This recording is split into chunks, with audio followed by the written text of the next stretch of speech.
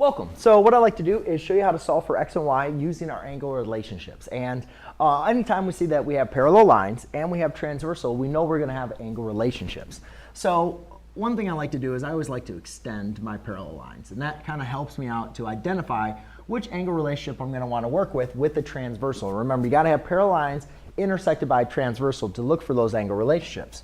So you can see right here I have my two parallel lines, and then these two angles are both on the same side of that transversal.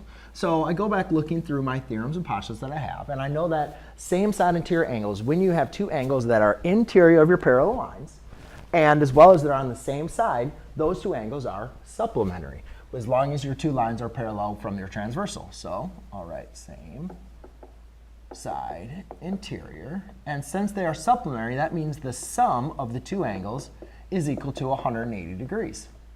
So therefore, I'll write the equation. This angle plus this angle is equal to 180. Now, I'll subtract 120 degrees on both sides, and x equals 60 degrees.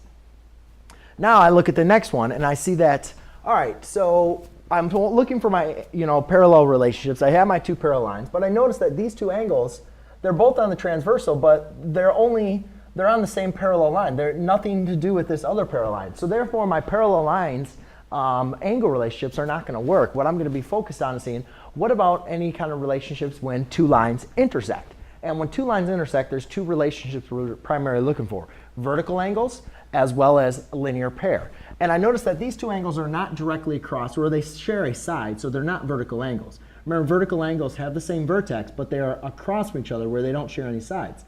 Since these do share a side, I want to see, do these form a linear pair? Meaning, do these angles, when combined, make up a line? And yes, they do. So again, a linear pair is also supplementary. So therefore, I can write the equation 3y plus 40 plus 3x minus 70 equals 180.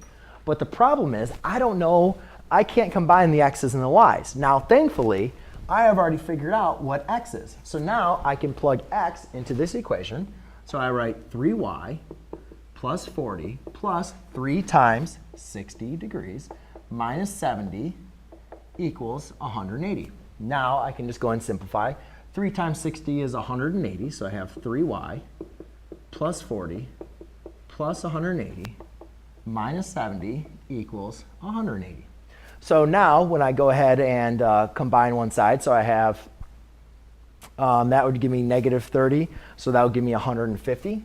So I have 3y, so I combine these. So 40 plus 180 minus 70 is going to give me 150 equals 180.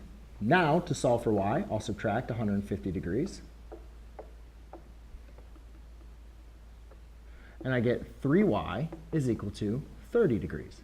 Divide by 3, y equals 10 degrees. So there you go, ladies and gentlemen. Now that is how you use your angle relationships to help you solve for x and for y. Thanks.